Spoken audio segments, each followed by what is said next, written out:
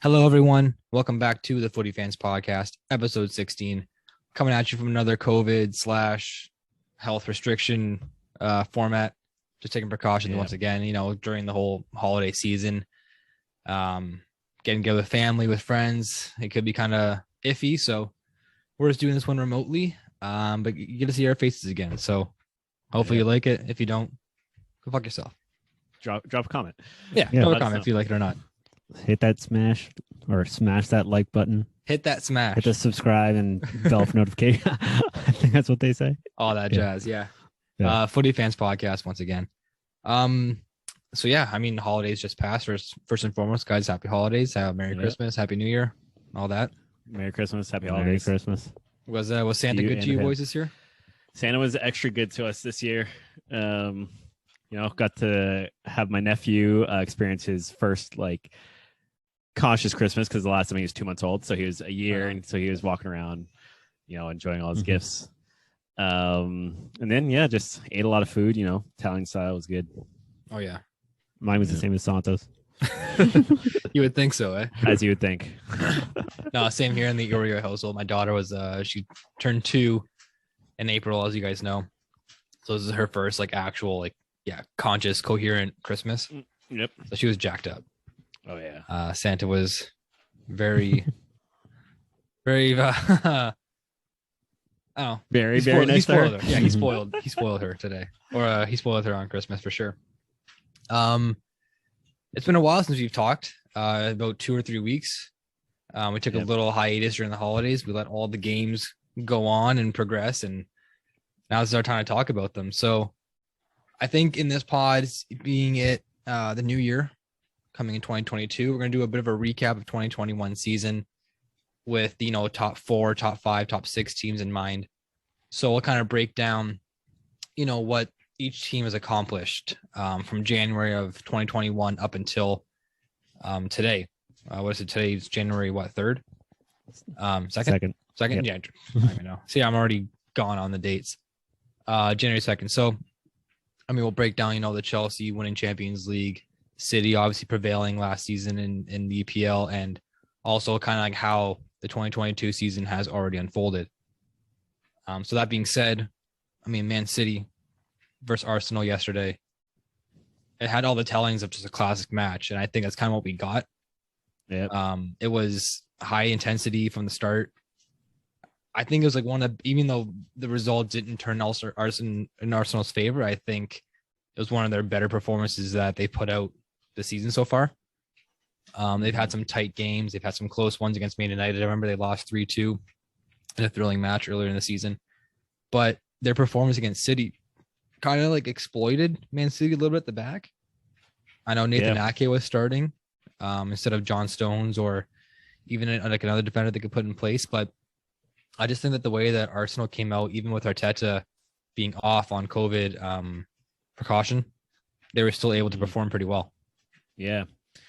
Arsenal really took it to them, and you can even tell at the end of the game, even though they lost, the fans were fully behind the team. I think the fans felt it was kind of a hard done by loss, with the PK and the last minute goal, and Rodri kind of instigating the fans after he scored, and we had an array of bottles and I think toilet paper being thrown on the field at Rodri after he scored.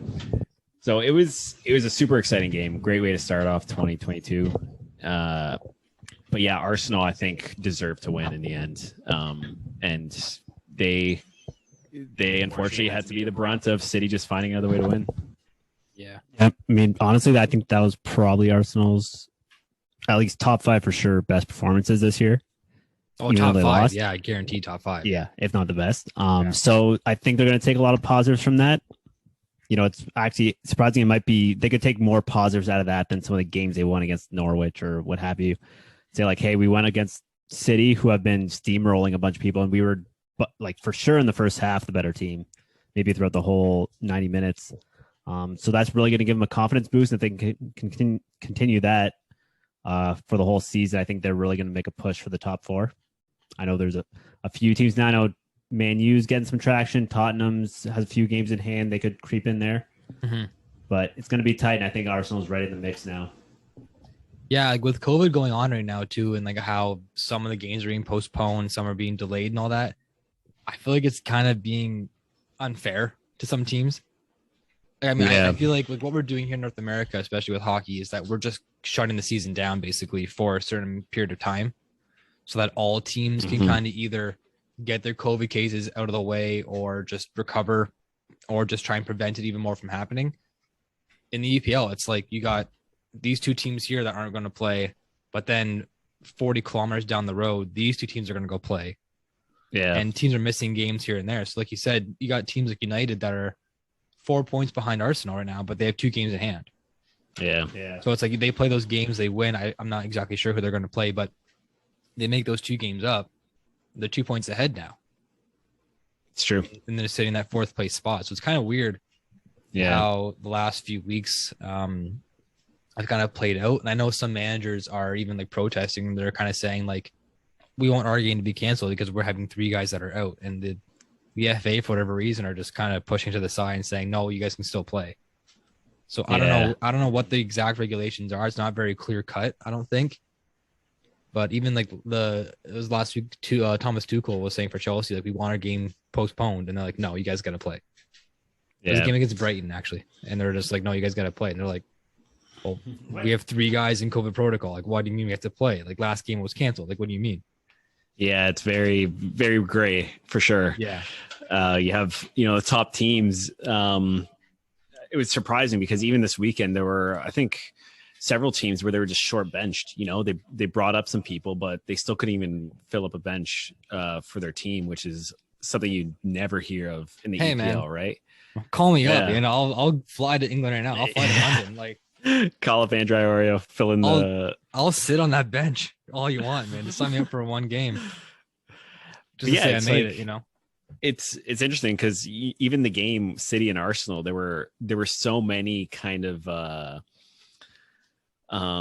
disclaimers on the game, like Arteta's out, and then even Cancelo, he had a super rough week with someone breaking into his house. Yeah, almost robbed or something. Yeah. He did get robbed. He had people break to his house, and then he like tried to defend him and his family, and the guys like mugged him basically. So he had like this massive cut on his face. And then he's playing several days later. I did not know that happened. So, it's crazy. So he like fought off some guys. Like, he had like markings on his like over his eyebrow and somewhere else. I thought he'd probably be on the bench for that game, but I mean, I guess he was kind of forced into playing. Yeah, because they were so short. Yeah, so it's just stuff like that, right? You got people who are playing that might not have been playing in other circumstances. Yeah. So obviously, City prevailed 2-1 that match. I think one minor takeaway that has been talked about a lot was the no call on the initial PK for Arsenal potentially in the first half there. Yep. I forget who it was that actually drove the line and then got fouled. Well, fouled. I mean, it's one of those cases again where it's like it's very clear cut to the viewer, and they obviously have VAR for a reason. But from the reverse angle that I saw, the player from Arsenal drove the line, and Emerson came out and just fouled him. Like, it was a foul. Yeah, like it was clear. I mean, yeah, it's. That turns the game on its head completely if that's put the right way. Yeah. I mean, initially I didn't think it was a foul, and then when I saw the reverse angle, it's fairly clear that he hits his foot first. So, and I don't want it to change the game completely. I don't want to turn this like a whole VAR podcast because like we've done it 1,000 times. But when the referee misses the call, that's one thing because if its angle might be off, it might be blocked by players in the way. But that's why you have VAR for those reverse angle shots, for the other official to see what the referee might have missed. And when they showed that behind the net angle, like it was just clear as day. Yeah. And for them not to give the penalty, I mean, that was kind of harsh. I mean, at home, at Emirates Emirates Stadium, and like just. That would have turned the game on its head for sure. Yeah. Especially in the first half like that. Yeah. And I think that's why Arsenal felt they were kind of like hard done by. Because, that could have transformed everything. And Arsenal may have come out with the win if they would have got a goal on the PK. And then even like on the reverse side too, like the foul that was Bernardo from Xhaka, like it was again, It was like super very similar, questionable. but I think honestly, the shirt pull is what did it. Yeah, but I mean, the shirt pull's there, but as a referee, you have to look at the momentum and like the force and the effort being exerted on that shirt pull. It's not enough to bring a player down to the ground.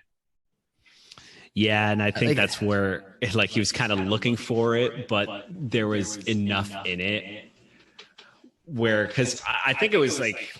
And I think clever's the wrong word, but you know, he was kind of looking for it, but the way Xhaka kind of pulled his shirt, like it was That's enough that if you go down, it could be a call. And I think that was a situation because even Xhaka, when he saw it on the replay, thought even with that, it wasn't a PK. And Bernardo Silva thought like it's clearly a PK. Look at it.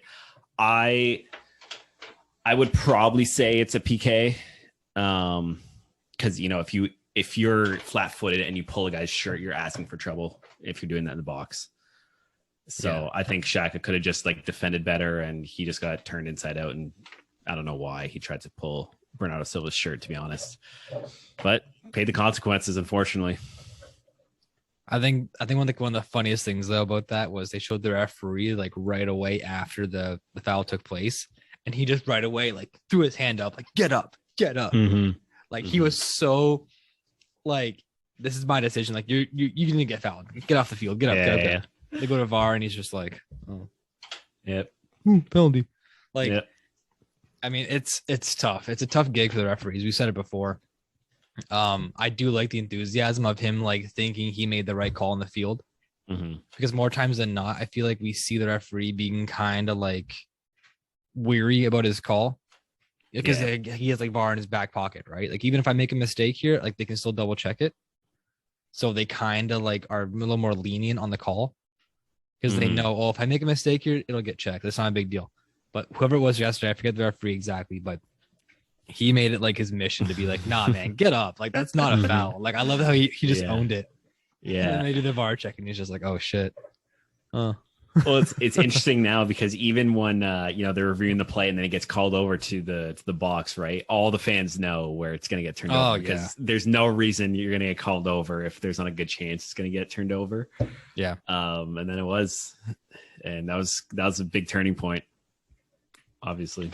All right. So Joe, from Man City's standpoint, how would you sum up their 2021 season like as a whole? I mean, oddly enough, I think it's similar to what they've always been like.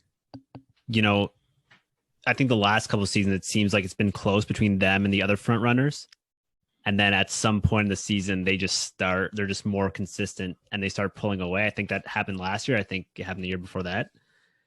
And we're seeing it again this year where it's just they're that little bit more consistent than everyone else. And that's what gets them over the line to win these titles.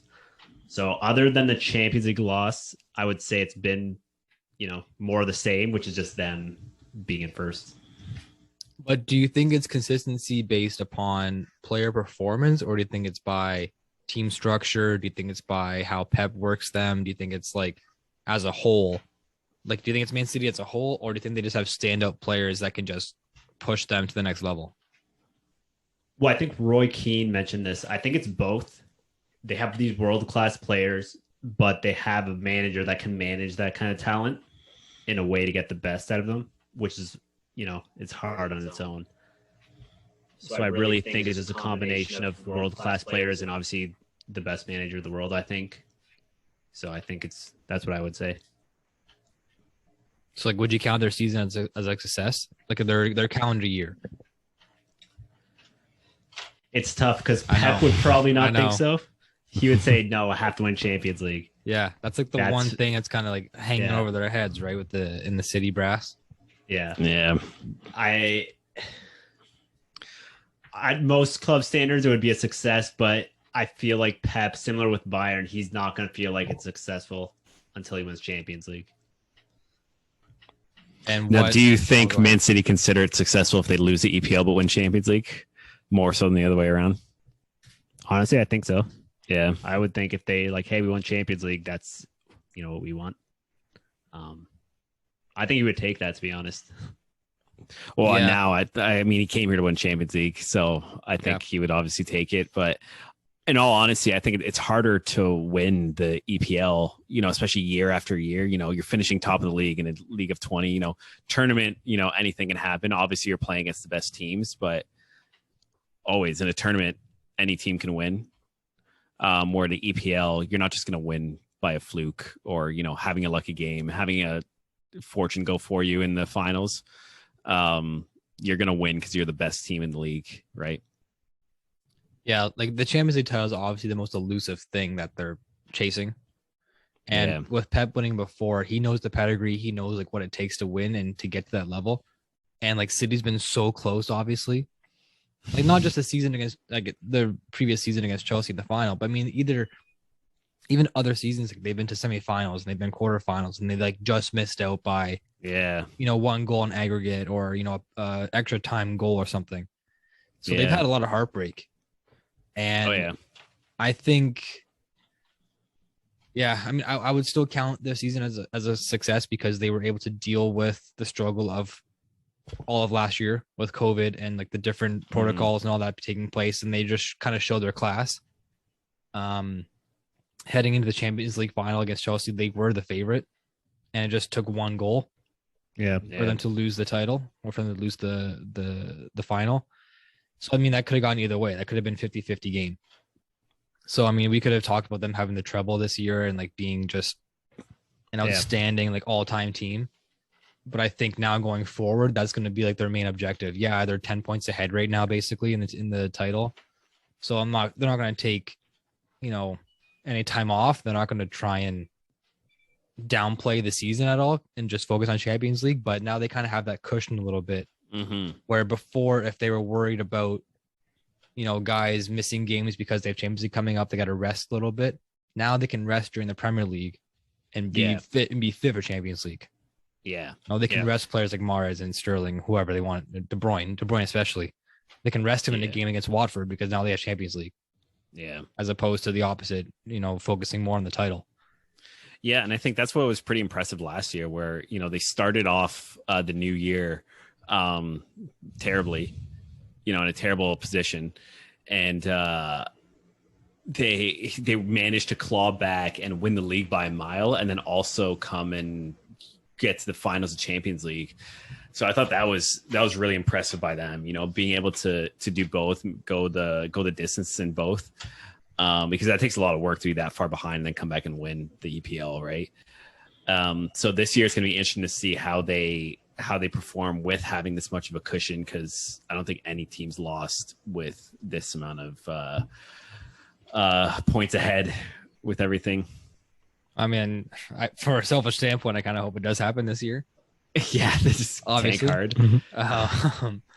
I mean, just to talk about, a team that they did face in the final, Chelsea in 2021, basically the epitome of an up and down season. Yeah. Like from going as like from firing Lampard in January of 2021, basically starting fresh this entire calendar year with Thomas Tuchel. The bright start that he got once he came to Chelsea, they got that manager bump, that the new guy in town kind of thing. They started to play a little bit better. That really showed the beginning of last season when he got there in January, and they're able to run off a couple wins here and there. Obviously, massive wins in Champions League against Atletico and Real Madrid, like just huge teams. And then to get to the final against Man City, that was obviously like their bread and butter of last season. Like when Lampard got sacked, the season was already so far gone that they basically only had one thing to focus on.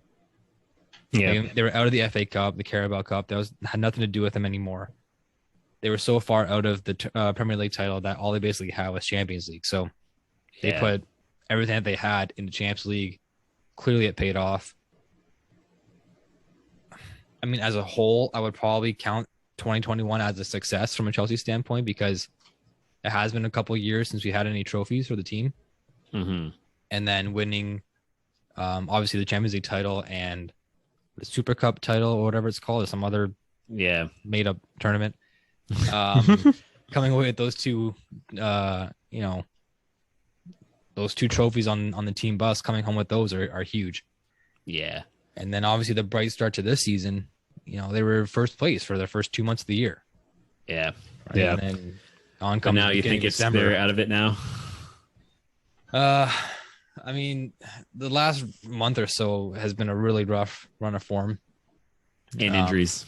Injuries have played a key factor. I mean, saying injuries is like the easiest excuse in the book, but when it's impactful players and impactful positions, then it really affects the team. And you know, Ben Chilwell getting hurt and almost gone for the whole season now with an ACL injury.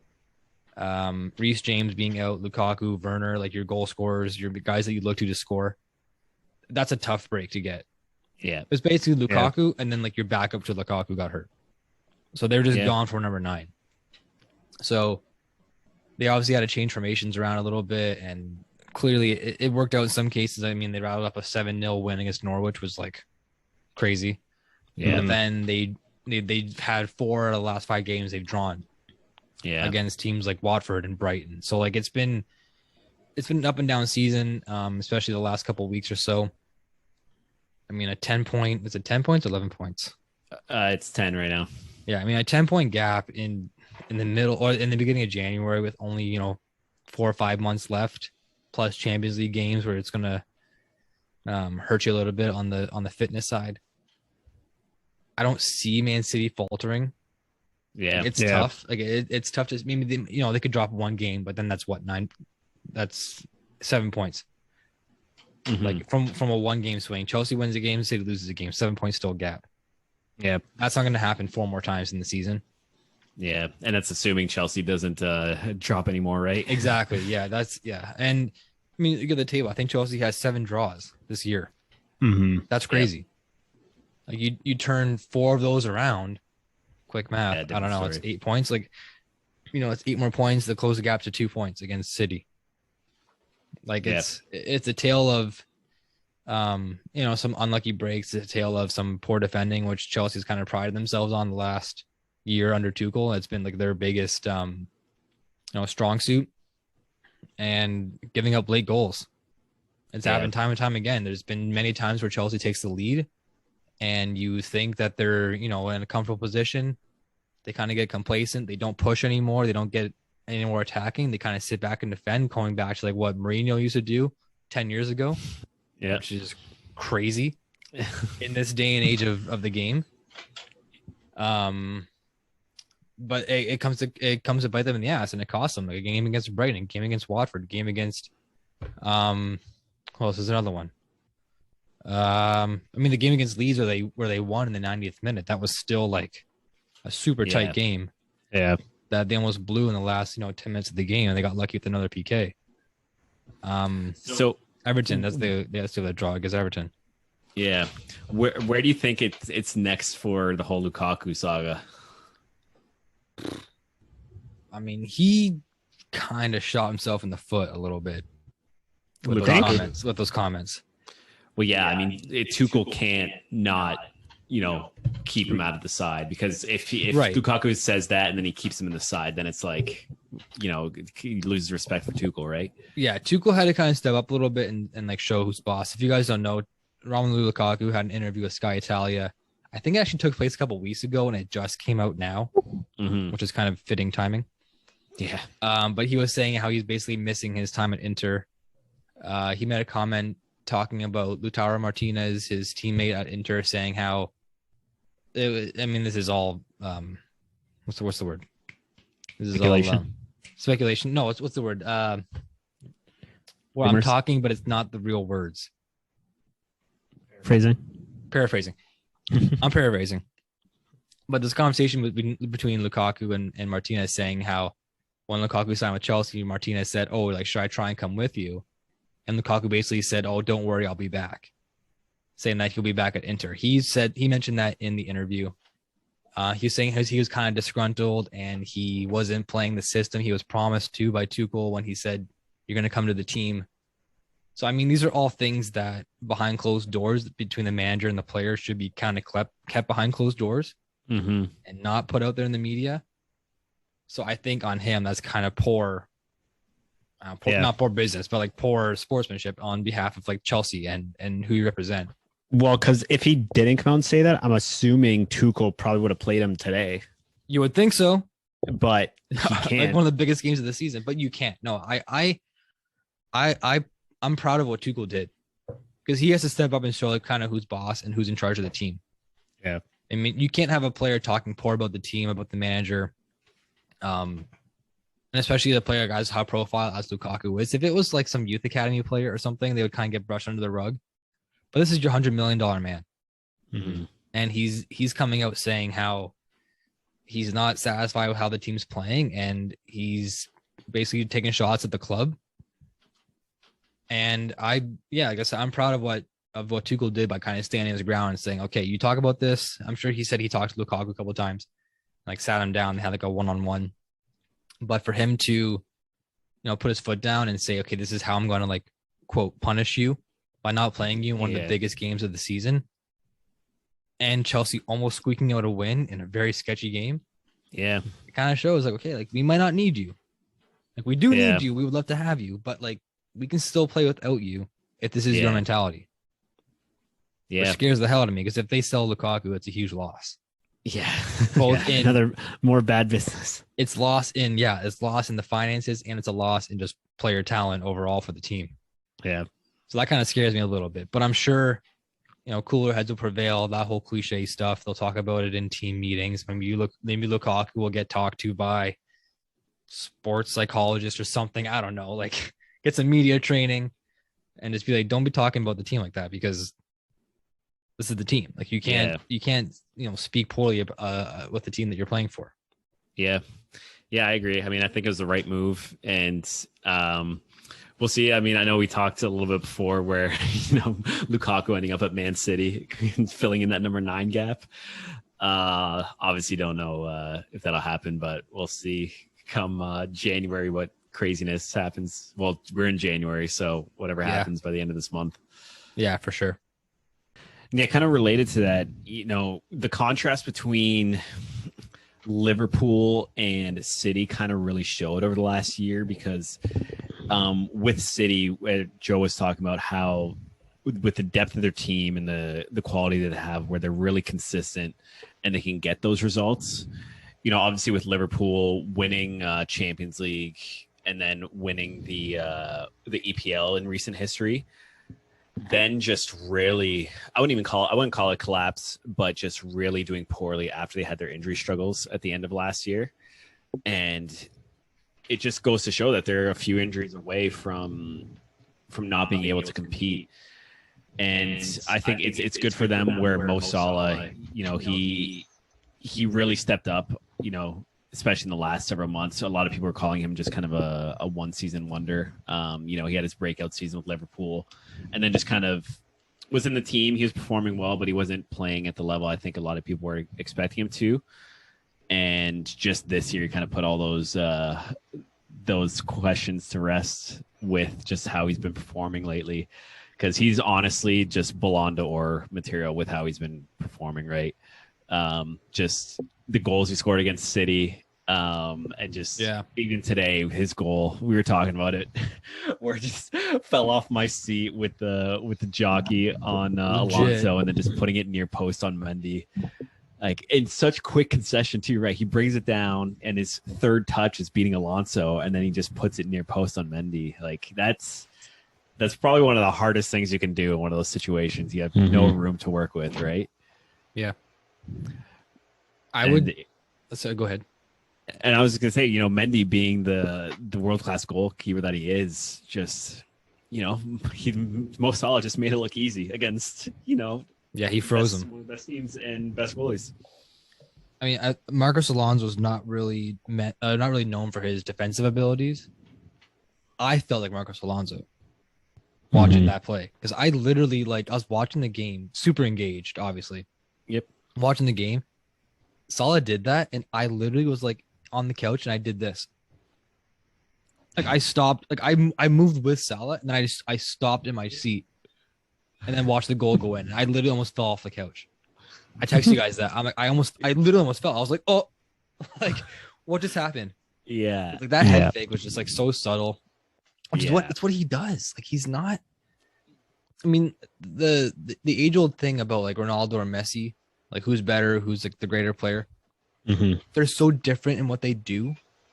And just like they're good, they're different in what they're good at. Ronaldo's all about pace and spin, like just power and just strength. And Messi's like agility, quickness, like quick lateral movements. And that's kind of like what Mo Salah does. And I remember one of the pundits were saying how like Mo Salah is kind of the closest thing to Lionel Messi that we have now. Like Messi in his prime. I know Messi's still Messi, but I mean Messi of like 6, 7, 8 years ago. Yeah. They're saying that Mo Salah is kind of like the most comparable player that we have out there. Yeah. And with the moves like he did today, like it was so easy. Yeah. You know, he wasn't doing like 30 step overs and some crazy like Rabona like move. It was just one little head fake, just took Alonso completely out of the play. And then he froze Mendy, who was one of the Premier League goalkeeper of the year last season. Yeah. Like all within just quick movements, you know? Yeah. Wild. Within 5 seconds. Wild. Looking far post and that's a hard finish, you know, near post. And just being able to put it away, super impressive. I mean, he's been one of my top players for the last month or 2 months, just because he's kind of brought it to another level for himself. Hopefully, he gets recognition with a Ballon d'Or win, because obviously Messi won it this year. Questionable whether he should have. I think he even said that Lewandowski probably should have won, but. Yeah, we'll see what's next for Mo Salah if he can keep this up and what recognition he's going to get, because I think he deserves it. He's been, you know, top shelf for them. Yeah. I mean, this next Ballon d'Or coming up, like the 2022, 23 one, whatever it is, I can't see it going to Messi or Ronaldo. No, I don't think not this year. Man U's not going to win the title or Champions League, and PSG's not going to win Champions League, and they're probably going to win the French title, but it's not going to be because of Messi. So if it goes to one of them, then it's going to be a bunch of red flags going up. It's like, hey, is this just the Messi Ronaldo award? Like, what the hell? But no, if I had like so far, I could see Mo Salah winning it. Just the big question mark is going to be like, does he deserve it if he only wins top scorer in the EPL and Liverpool doesn't win the league, doesn't win Champions League, and, you know, his country doesn't win, you know, any major, you know, domestic titles. You know, we'll have to see. Well, they're going off to the African Cup of Nations right now. A whole slew of Premier League talent. Kind of unfortunate that it's not covered as much as it should be. Yeah. You know, with all like the great players that are going to be there, like, you know, Sadio Mane, Salah, you know, players from Chelsea, like Mendy's going to be there. Naby Keita from Liverpool as well. Like tons of guys that are going to be there, but we don't really get the coverage as they should up here in Canada. The one last thing I will say about Mo Salah and Liverpool, Chelsea acquired him from FC Basel for 9.35 million in 2014. They sold him for 25 million, 2016 to Roma, who then sold to Liverpool for 38.5 million in 2017. I rest my case. Yeah. What's he worth now?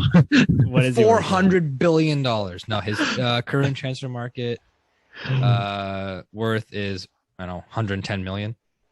Yeah. We had him for $9 million. You had a lot of guys. Joe, stop it. He did. We can do an entire podcast on the players that Chelsea had. Entire podcast. Yeah.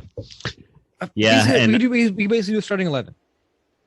Starting 11, that would probably win Champions League of all the players Chelsea's had. Of current players too. Yeah. Not even like players that were like 10 years ago that we might have lost or whatever. Current players. The only one we got back is Lukaku. We paid an arm and a leg for him. Yeah. And he might be leaving again. He doesn't want to be here. He doesn't even want to be on the team. Yeah, so we'll see how the 2022 unfolds for Liverpool.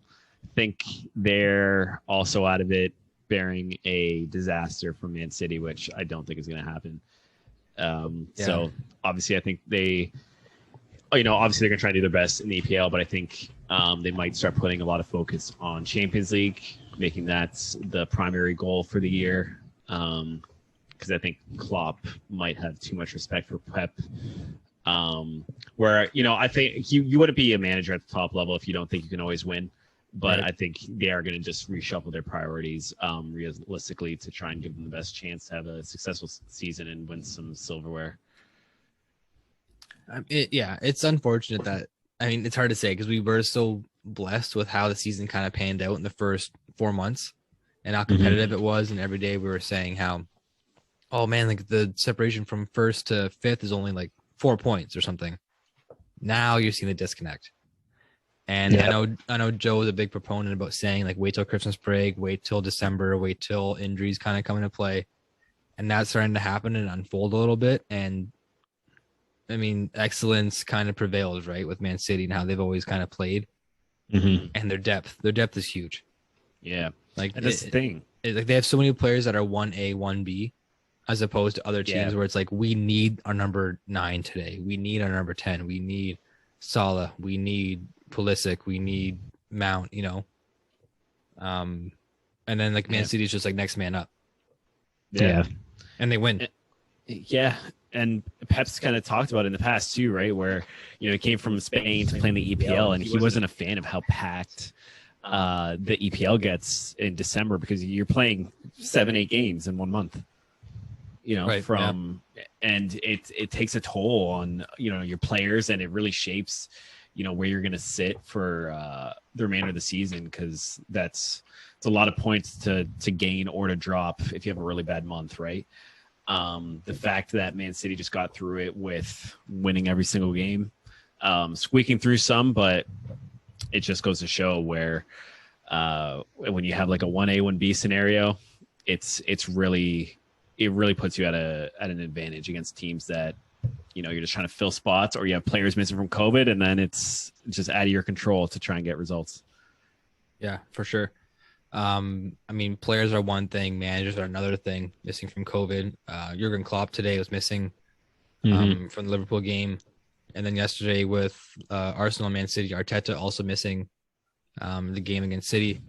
Joe, what do you think Arsenal has done this year that either kind of shows like what they can progress to become, or is it kind of still like the same Arsenal we saw before, where they're just learning and a little inexperienced?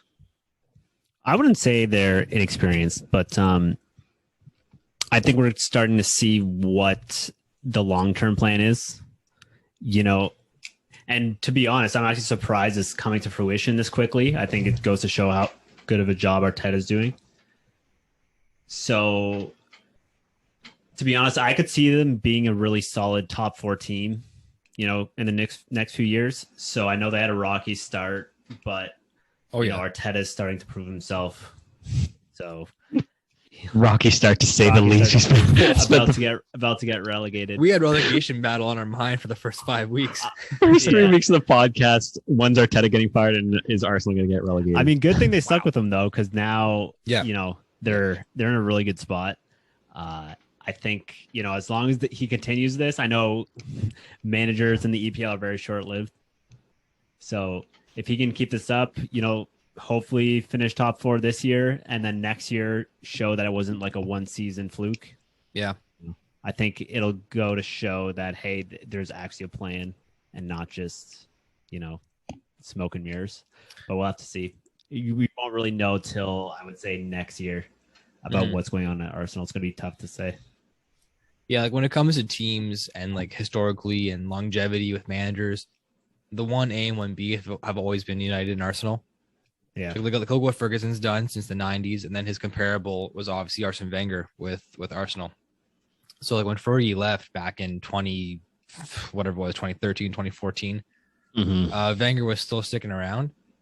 And I feel like Arsenal fans and United fans were kind of looking at the replacements that were coming in for Ferguson, and they're like, oh man, like this is not the same team that we once were.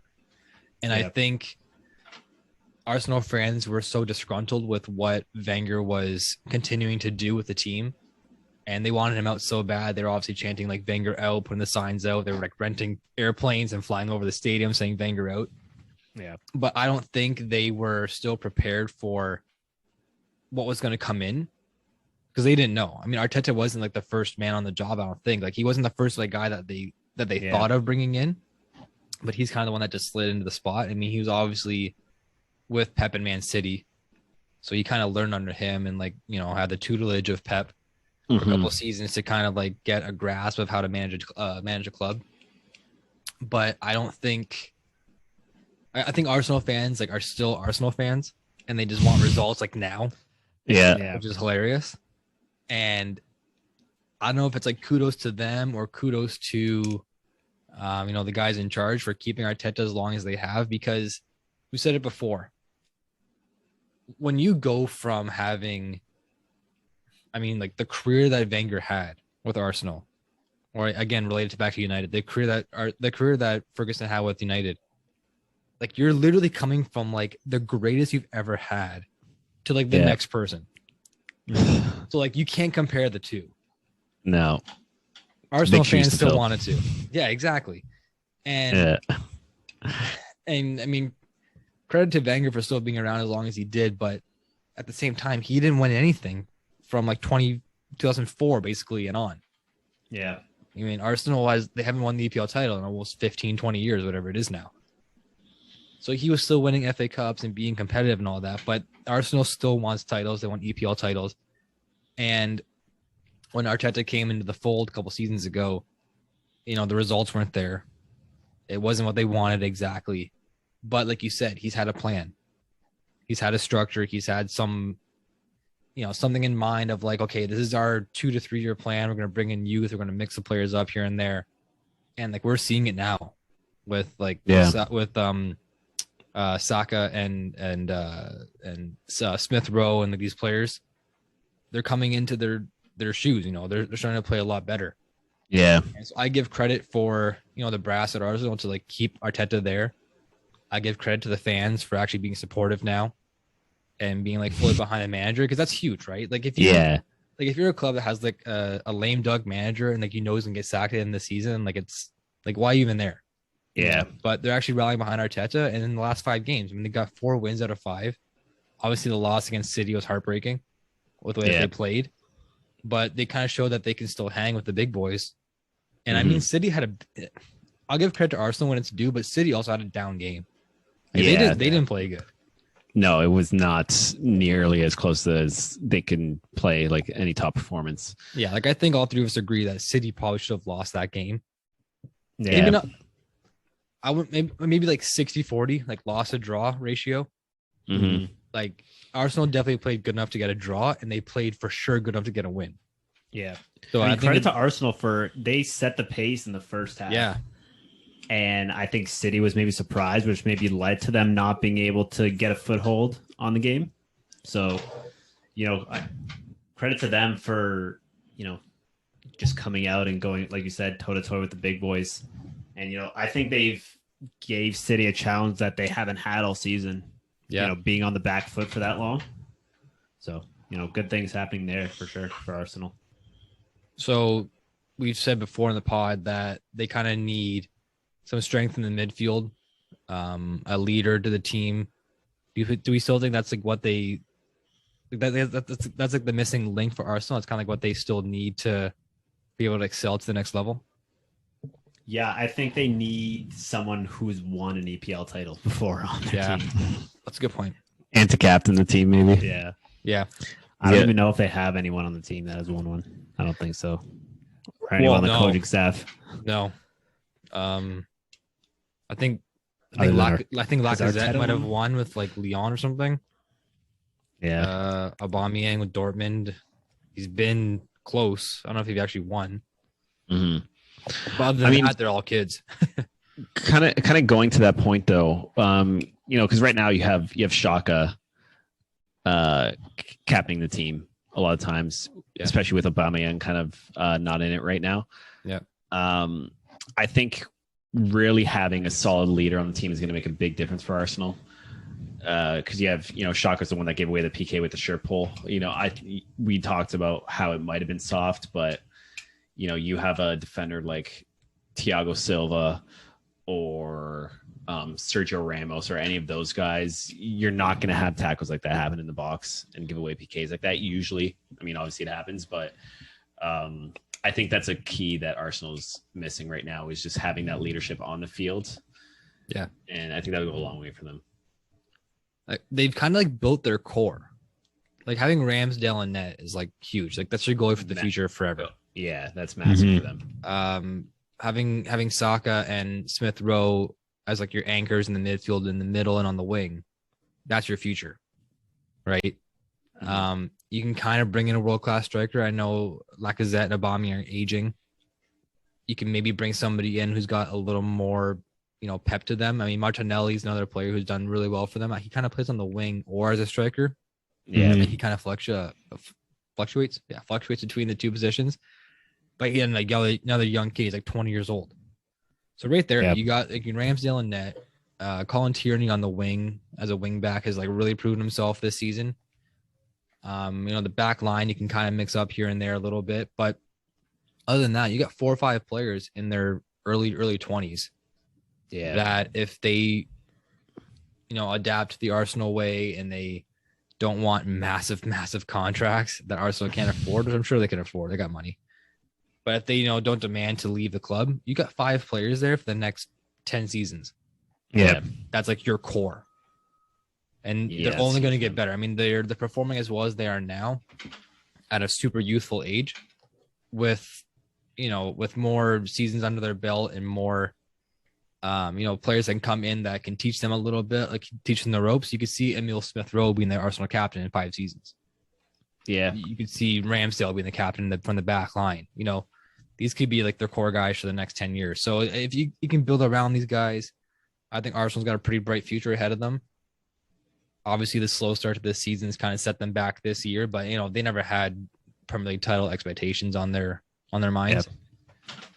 Getting back to Europe was probably their number one goal, whether it be Europa League or Champions League. Obviously, more favorable for Champions League. But I mean, I think have they overachieved? Maybe.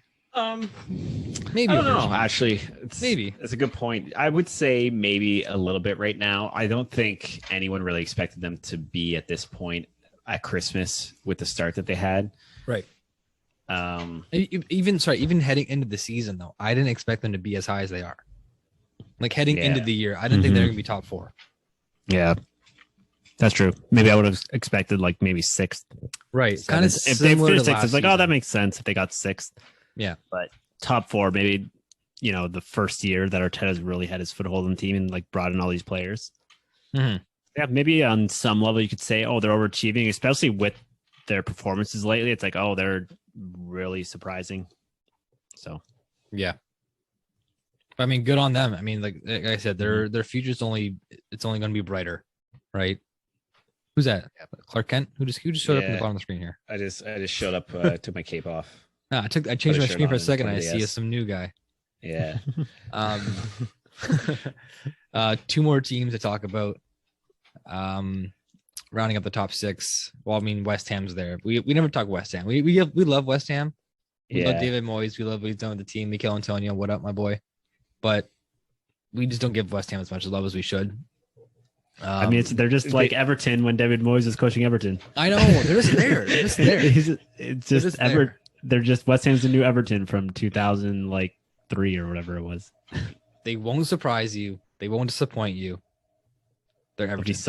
They'll be solid. And then like that one season in the next 3 or 4 years, they're actually going to qualify for Champions League because it's going to be tougher though than it was then because back then it was like just Man U, Chelsea, Arsenal, Liverpool. Yeah, like 3 teams. Now it's like 8. So it's gonna be tough. Right around that bubble though, Tottenham Hotspur. I know they've had a tumultuous 2021 season. Yeah. Biggest ups and downs. Where do we begin? Yeah, I mean, I'd put them up with like Chelsea, like high expectation last season. Yep. Obviously, with Pochettino leaving and the coaching carousel that happened, Mourinho and who's the other guy? Who's our boy? Espirito Santo. Santo, yeah, Espirito Santo, and now with Conte and Harry Kane, his whole saga. Like, what a year Tottenham has had. Yeah, it's been just the biggest roller coaster right now if you're a Tottenham fan. You're in this situation where you're just trying to build a massive team. You have your stadium that's been up for quite a while now, but obviously put a lot of money into the team to try and bring it to the next level. And the carousel of just managers, which I think if I'm a Tottenham fan, I think I can rest a little easy with that, because I do think Conte is the guy right now. I really see him just being, their version of Klopp or Pep for their team. And now I think they just got to figure out the squad. In all fairness, we were harping on Kane for the longest time. It's really good to see him kind of get back into a little bit of form. He's been scoring some goals. He had a really good goal disallowed over this little break, but he's been playing well. He's getting good positions. He's taking efforts on goal. He's being really optimistic going forward. So it's kind of good to see him getting back into it, because for the longest time he just looked like a player that wanted to leave, right?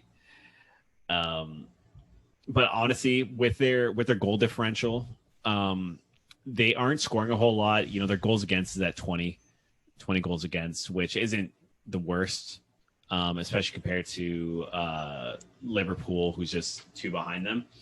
Their issue is, I think, goal scoring, but I don't think it comes from their strikers. I think with Son and Kane, I think they're going to be fine. I think they just need an attacking midfielder that's going to create opportunities for them and just be another body for them going forward. That's not going to be just hanging around the midfield and just relying on Son and Kane to just deliver goals on what they produce. Right? Yeah. Go ahead, Joe. No, that's what I was going to say. I think back to what Santo said, I think Conte, winning the title before, taking over Chelsea when they were in a rough spot, I think it was a great move by them, because it's kind of a similar position with Tottenham. Like, they're in a similar spot, and he can get the most out of his players. So he's going to be someone to really hopefully take this team to the next level. It's just a question, I don't think with the squad they have now, they can compete for the title. Like, obviously, you can put question marks up against Conte all you want, but he has won the title before, which is huge. So it is a question, can they build a squad with his system that can contend with the title? It might take a little bit longer, but, I think it is more so now a question of, filling some gaps in the team rather than, let's look for someone else as a manager. I think it's going to be another 3 to 5 year project at Tottenham. Hopefully by then they can win a major trophy, but it's obviously going to be tough, as long as Pep or Klopp are there. So we'll have to see. Yeah, it's very similar to Arsenal and Arteta. Like, you have a manager in line that's obviously really, really good, but you sorry, that was super distracting. Yeah, a manager in line that's obviously like world class. Kelly just came down with a sock and started waving it around like a penis. Yeah. This isn't getting deleted from the pod. We'll keep this one. That was funny.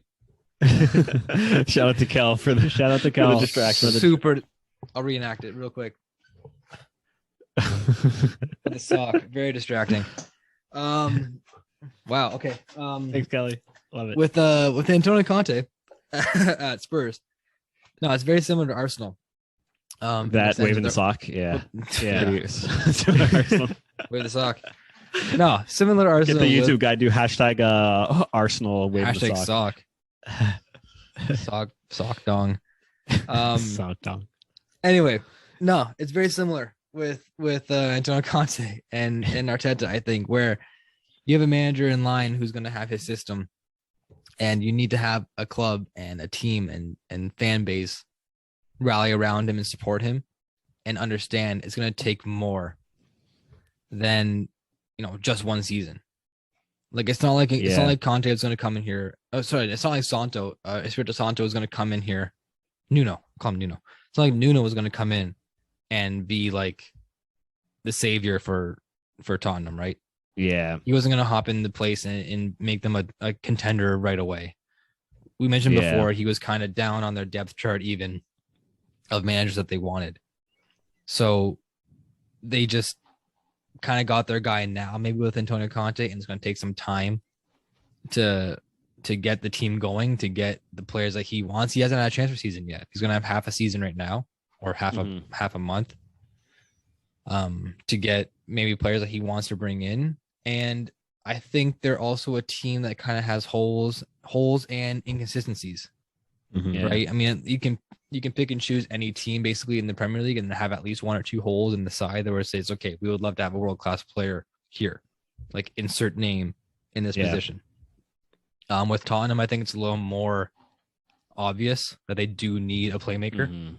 Yeah. Like, I mean, they had Christian Eriksen and they let him go to Inter.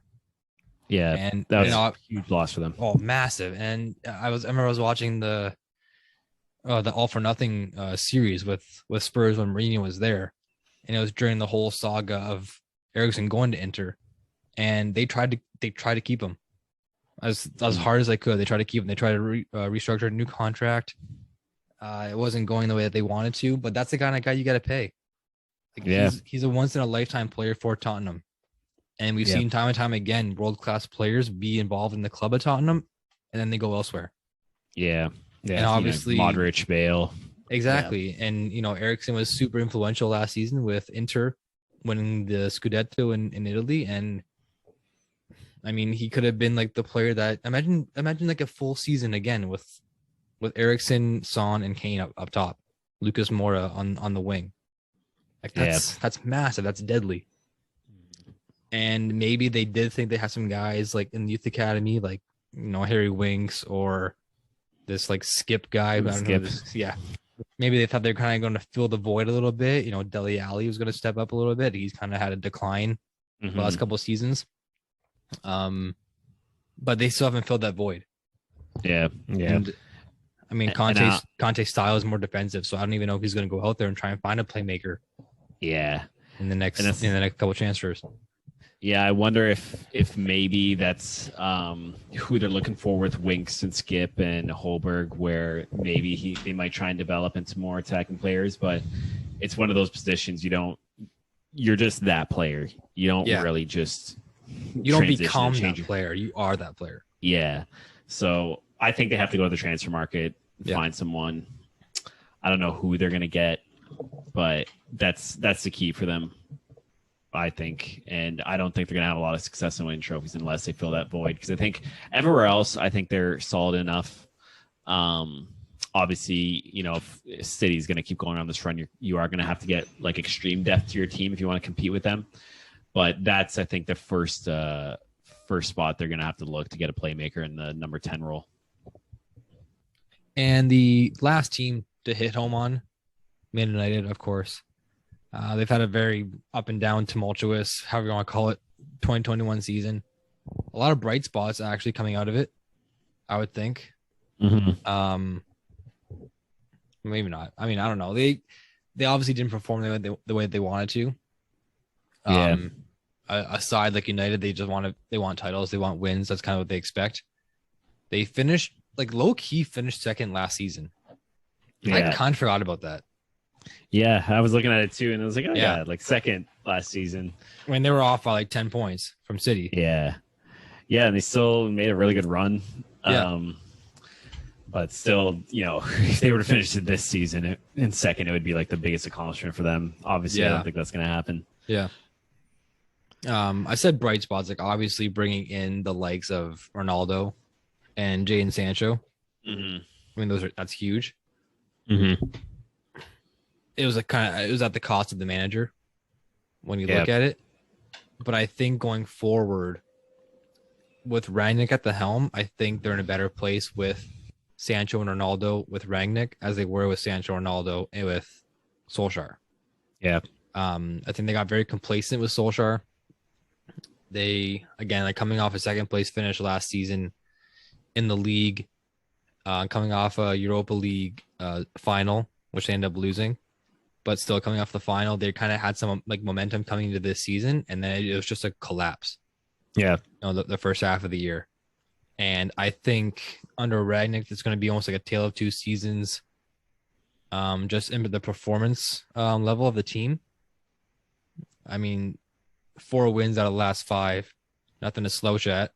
Mm-hmm. They're slowly trying to turn that goal differential a little more positive than what it used to be. I mean, I think it was hovering around 1 or 2 or -1 for a little while, but now it's +4.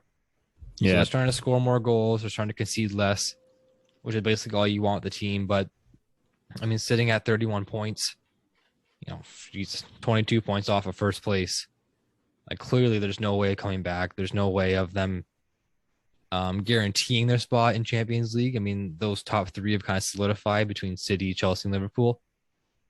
7 points separate third and fourth between Liverpool and Arsenal. So I don't think, they're going to like guarantee their spot into that top three space. I mean, they could fight still for number four. They still could fight for Europe between the likes of West Ham and Tottenham. But 2021 as a wrap for United, where are we standing? I mean, definitely a better spot than, and like you said, they did finish second last year, but I think the fact that they didn't have an identity caught up with them this year. So I would say even after everything that's happened, they are in a decent spot. They have a good manager. They have a good system and players. So I think they're set up to at least contend for the top four. With Solskjaer, it kind of looked like it was spiraling out of control. So it's tough to say. We'll see next month or two where Man U really lies. Yeah, it's one of those wait and see type things. It's very hard to say. Still early stages with Ragnarik. Yeah. Just came in. Yeah, he's gotten quite a few wins. But, we'll see, when things get tough, if he can still bring the team together. Santi? I mean, yeah, like you were saying, being 4 points back from Arsenal with 2 games in hand, making up that ground, all of a sudden you're sitting in fourth and you're in a really good spot. Yeah. And with the really good run of form and even watching them play, they look so much more balanced. They're really performing well in games. And I think it's going to be a good year if they can keep this up. I do still think there's a lot of gaps they need to fill in, specifically in the McFred area of the field and in defense. I don't really know what's going on with Maguire. He was always really solid, and he's just been kind of exposed a little bit. Yeah. So I think, they have Luke Shaw at the back, and they have a number of players that can play on the right side. So I think some shuffling in the middle of the park for them is going to go a long way. And other than that, I think they're set, as long as Ronaldo keeps playing well in the system that Ragnarik has, because I know his system is really inclined to young, energetic players, but Ronaldo is just as energetic as any player when he wants to win, as bad as he does. Yeah. So I think it's going to be a good year for them as long as they can fill in those gaps. I don't know who they're going to bring in unless they just get Pogba back to playing as he was, because right now he's just completely out of the team. Yeah, we can't forget that now with the new year, with January coming in, new transfer window for teams to splash the cash, right? Yeah. Try and fill some of the holes we were talking about. Tottenham, like we said, maybe fill some gaps. Arsenal, maybe bring in a veteran player. And then, United. I'm trying to shore up that midfield because, having McTominay and Fred, aka McFred, together, that's not a really good winning formula, I don't think. I think McTominay can hang. I think he's almost like a Michael Carrick of now. He's very aggressive. He doesn't get forward very often, but if he does, he can contribute kinda here and there. Yeah, and he did prove that. Yeah, no, for sure. Goal, right? For sure. So I think he's kind of going to stay for the future, and obviously being a lot younger than Fred, his name's kind of more secure on the team sheet. It's finding that other piece, right? It's finding that shored up midfielder. I mean, I don't want to say a Pogba replacement because Pogba's obviously still there. He's been hurt a couple of weeks. He was kind of getting pushed aside. Even when Mourinho was there, he was getting pushed aside, and Solskjaer kind of didn't choose him as often as he would like to be picked in the starting 11. But like you said, if they can get him going, I mean, that's a world-class player, 100%. Yeah. He's someone who they can feed off of and build around as well. And I think when Solskjaer was there, it was like we said before, tons of times, no identity. It was either they're going to be super attacking and be exposed at the back, or they're going to be super defensive and just sit back and not really produce anything going forward. And in a little time that Rangnick is there, we've seen some glimpses of balance in the side where it's not super attacking, it's not super defensive, it's very steady across the board. and they take their chances when they come. They don't try and overachieve and like create chances out of nothing and get exposed. And I think that's kind of what Ragnick brings to the team. So it's just composure. It's just like settling down and like cooling the team because they just want to run wild at times, I think. Yeah. Like players like Rashford and Greenwood and Martial and Sancho, they just want to get the ball and just run. But you have to like slow the play sometimes. You have to be more composed. You have to build up the play like City does or Liverpool or Chelsea. You can't just be always run and gun because then if you turn the ball over too quickly, your defense and your midfield are not good enough to stop a counterattack. Yeah. Or a heavy pressure. Yeah. So I think under Rangnick, it's going to kind of slow down a little bit the play. And like I said, they squeaked out 4 wins out of 5 with the draw mixed in there. So they haven't dropped a game yet, I don't think, under him in the Premier League. So obviously they're trending forward. Yeah. I mean, the games that they have won, I think they've like squeaked out 1-0s, 2-1s. Like they're very close games still. Yeah. They haven't really shown like a dominant performance. But I mean, in with United right now, they're not looking for that. They're not looking to dominate. They're not looking to just crush teams, and they're not expected to, make this giant leap forward. They're still figuring themselves out. Yeah. So I mean, any positive result from their camp is obviously a step forward. And yeah, I mean, they had the pieces there for sure. Yeah. Yeah.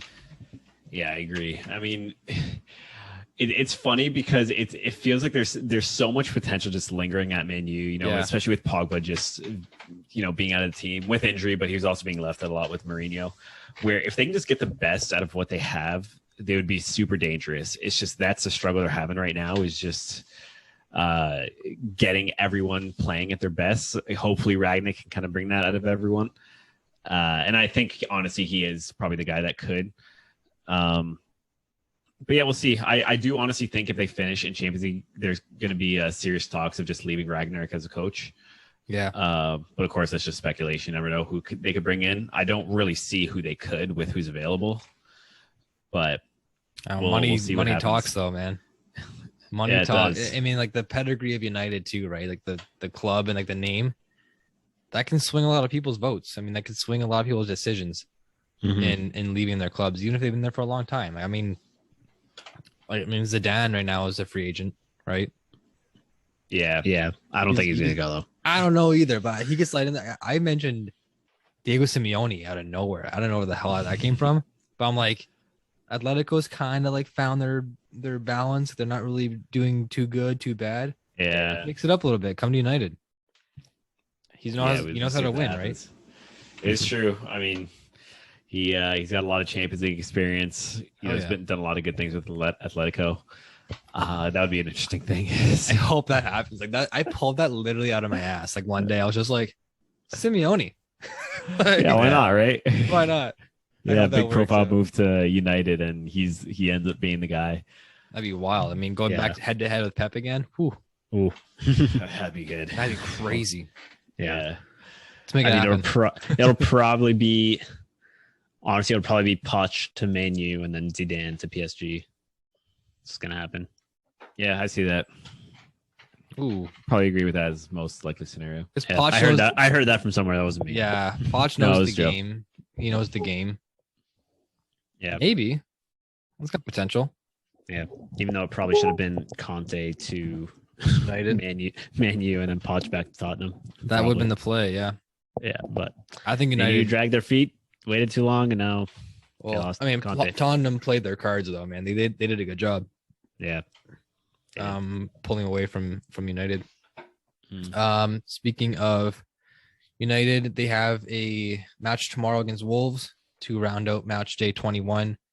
And then it's a weird kind of break in the action where we have some games being made up midweek from either postponed games or delayed games because of either COVID protocol, or I think these even might be from some games that were like snowed out from earlier in the season. So we got some midweek games taking place: Everton, Leicester, Southampton, Brentford, and West Ham and Norwich.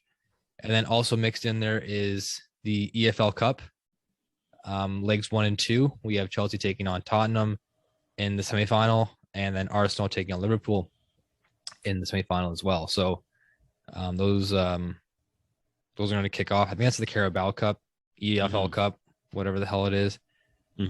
And then also before Premier League games come again, we have some FA Cup matches taking place throughout the league. It's scattered out there. I'm not going to name off all the games. So the next time that we'll see Premier League action will be the week of January 14th and 15th. The highlight match there for sure is Man City Chelsea. January 15th, Saturday morning, 7:30 match, the early morning game. I mean, Chelsea's got a schedule and a half coming up, man. Yeah. They got like I said, they have Tottenham twice in EFL Cups leg 1 and 2. Mixed in between that, they have the Man City game, and they face Tottenham again in the Premier League. So they play Tottenham 3 times in 3 weeks. Yeah. So if they don't know their number by then, I don't know what the hell's going to go on. Those could be some crazy games. Like by the third game of that EFL Cup, like leg 2, it could be an absolute bloodbath. Like because those teams they'll hate each other. Yeah. Like imagine like having Harry Kane and Antonio Rudiger like match up with each other 3 games in a row for like 3 weeks. Yeah. Like, that could be some guys butting heads right there for sure. Yeah, it's gonna be super intense. And as far as the Premier League wraps up for that weekend, Aston Villa takes on United, and Liverpool takes on Brentford on Sunday, and again the North London derby, Tottenham Arsenal. I mean, Arsenal came out and stomped them. Oh, Arsenal stomped them 3-0 early in the season. Arsenal versus Tottenham. I think so. I can't remember what happened in that game. Arsenal came out, I think, and crushed them 3-0. 3-1. Yeah. September. Yeah. End of September. 3-1 Arsenal. So this is the return leg taking place on Sunday the 16th. The game will be at Tottenham Hotspur Stadium. So even though it's a North London derby, it'll be at Tottenham Stadium. So they'll be the home team there. I mean, that'll be a spicy meatball too, man. It's got major implications on the league and how the table's going to mix up. Only separated by 2 points right now. Tottenham with 2 games in hand, so they can clearly, make the best of it and jump ahead. I mean, I think it's safe to say that the top 3, pending any crazy injuries or circumstances, I think the top 3 are safe. Yeah, for what they're going to be at. They might shuffle between Chelsea and Liverpool, but I mean, Man City's the runaway. I agree. Yeah. And number 4 is just up there for grabs right now. I think it's going to be interesting with Arsenal, Tottenham, 2 teams in good form right now. Going on the up and up. We'll see who breaks on that one. Yep. Or if they share the points. I'm leaning towards Arsenal, but we'll see. I mean, it's always an exciting battle. I love it. Like, I mean, the implications of 4th to 5th, and obviously 6th getting nothing, but between Champions League and Europa League, it's huge. Yeah, the difference. And then, I mean, like I said, if you're the third wheel there and you finish 6th place, like, sorry about your luck, but like you get absolutely just shafted, right? Yeah, I get nothing. Just to throw it to the reverse end of the table. I mean, lowly Norwich. It's kind of crazy. They've only won 2 games, right? Like, I'm looking at the stats right now. They've won 2 games. They tied 4 with 10 points. Yeah. Burnley and Newcastle have 1 win each, and they're actually ahead of them because they have 8 draws apiece. A lot of draws, and they'll be kicking themselves with all those draws. I mean, obviously some of those are they're lucky to get a draw, but those are the results you have to get if you want to stay up. 8 draws. The only team with more draws is Brighton with 9, and they're sitting in 8th place. But, I mean, you throw 6 wins on top of that, opposed to 1, 1, and 2 for the bottom 3. Like you got to win the games you got to win. Like those 8 draws were not against world beaters, right? Like those 8 draws weren't against the top 8. They're drawing against Leeds, they're drawing against Watford, they're drawing against Southampton. I think they drew against themselves. I think Newcastle and Norwich drew each other. I'm like, what are you guys doing here? Yeah, Newcastle boys, man. You guys, Eddie Howe, you gotta make me look proud. You gotta make me look smart here for a little bit. Get the hell out of relegation. Yeah, and I mean, win a game. Win 1 game. Even Leeds are pulling away too. It's going to be a battle between Watford, Burnley, Newcastle, Norwich, and I'm telling you, if Newcastle goes down, it'll be disaster city for those new owners because will they resell the team? That would just be terrible business. It's going to be worth like I don't even know how much less. And but those you know, players are going if- to leave too. Yeah, and if that happens, I know this has been like 2 or 3 years coming where they tried to sell Newcastle, and it was just just a shit show. Yeah. And now they bought them this year for whatever reason, and they're in like the worst spot they've been in for several years. Yeah, I think the team value is going to drop. The players are going to leave, which is just drop the value of the team even more. And like we've seen before, it's very hard to climb out of relegation within the first 1 or 2 seasons. Yeah, Like I mean, Sunderland especially dropping down 2 divisions after they got relegated. Yeah. It's hard to climb back up right away because, like I said, you do get decimated because a lot of these teams do have quality players. Like Joelinton and St. Maximin from Newcastle, those are quality players. Yeah. Was it Fraser? Ryan Fraser or something like that? Yeah. That's his name. He came from Bournemouth, I believe. When they got relegated, he jumped to Newcastle. Yeah.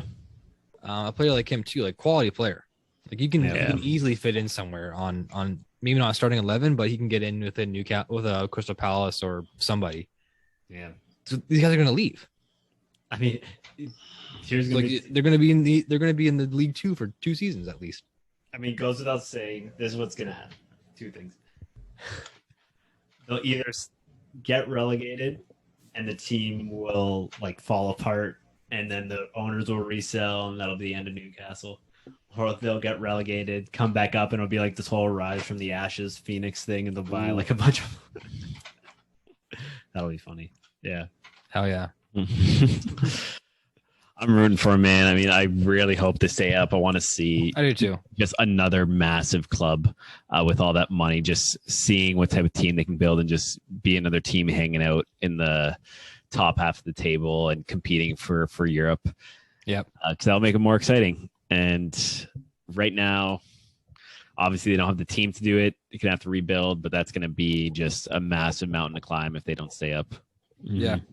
And we'll end on this. I mean, I saw a clip today. It's about 2 minutes long. It was a discussion between a Man City supporter and an Arsenal supporter. And they were a couple years older than us, probably in their 30s or 40s. And this guy from Man City was wearing like an older, like 90s Umbro Man City jersey. And the question was proposed to him, like, what do you think about Man City being a club that just buys the Premier League? They just buy a title. Basically saying that they spend money like crazy and they just buy all these players and that's how they win the title. And he gave one of the more passionate and honest answers I've ever heard. Basically saying that like he was there in 1992 when they were battling in League 2 against like Barnsley. And he went to Scunthorpe away to watch a match in like League 3 and all this kind of stuff. And how Man City has no history and blah, blah, blah, and all this stuff. They do have a history. They don't have a winning history, but they have a history that's proud to the Man City faithful. And he was super appreciative, obviously, of like the owners that came in and bought City however many years ago, because that's every team's dream, right? Of course, everyone dreams to have an owner come in with billions and billions of dollars and buy the team up. Does it happen to every club? No, of course not. The fact that it happened to Man City, this guy was, again, it was super thankful, super appreciative, but he was saying that he was in those dog shit days with Man City, you know, in the mud, trying to scruff out a win against some Premier League 2 side just to get promoted to the Premier League. You know what I mean? Yeah. So even though Man City is kind of like my rival of a team right now because of the success that they've had in recent years and how good they are, and I kind of envy them. Not every team has a historic past where they just win everything, but that doesn't mean that they don't have a past. Right. That doesn't mean they don't have a history. The teams like Newcastle have obviously a winning history dating back to the 70s and 80s and even before that. But it's just good to see like the passion that's still there with the fans that have been there before the teams were bought in. You know, before the Abramoviches came in, before I think his name's like Sheikh Mansour for City, before they came in. There's still history in the clubs. Yeah. And the supporters know what it was like to be a supporter before it was like a winning side, before it was a bandwagon club. So it's just kind of a cool little clip that I saw. And the guy was tearing up. Like, he was tearing up talking about it. Yeah. Like I said, he's been through the shit. Like, he knows the bad side of football. Yeah. So no, it was just cool to watch. Yeah. I mean, that's an ideal scenario as a fan, right? Especially when you're 10 years old and you're seeing Man City, like you said, playing in these terrible situations where you're playing at the bottom of the table or in like another division, and all of a sudden you come in and now you're playing in this brand new stadium, packed. You have the best team in the world playing amazing football that you never thought you'd be able to play, and it just goes to show how meaningful it is to people when you can support a club in like really bad times, and it just means that much more when you start turning into a massive club that's just making winning a habit. Because that'd be awesome. I mean, can you imagine if you were 14, you're watching Windsor Stars here? Yeah, like being in that situation, all of a sudden new ownership comes in. All of a sudden, Canada gets somehow another EPL team or MLS team. Yeah, and then you're just playing in MLS. Like how massive that would be for you. It'd be so cool. Yeah, he made this guy in the interview made a funny joke saying how his son is like in his teenager years, and he's like, my son's been to Wembley 13 times, and he's sick and tired of going there. He thinks it's boring because we just win all the time. And he's like, I smacked him in the back of the head. He's like, do you know how lucky you are? Like, you've seen this many titles. You've been to Wembley this many times. He's like, I would die to be there. I've been to Wembley like twice. He said before Man City became the new Man City. Yeah. It was wild. It was wild to actually hear from a real Man City perspective, how it was before the money came into play. Super cool. Yeah, it was nice to hear. On that note, I think we'll wrap it up here, boys, if we're all good. Yep, we're good. All good. I want to thank everyone for tuning in to this episode. You can find us on Twitter, find us on Instagram, find us on YouTube. Search Footy Phans Podcast, PHANS. As always, we will check in next week after all of the week's action. See you, everyone. See you guys. Ciao.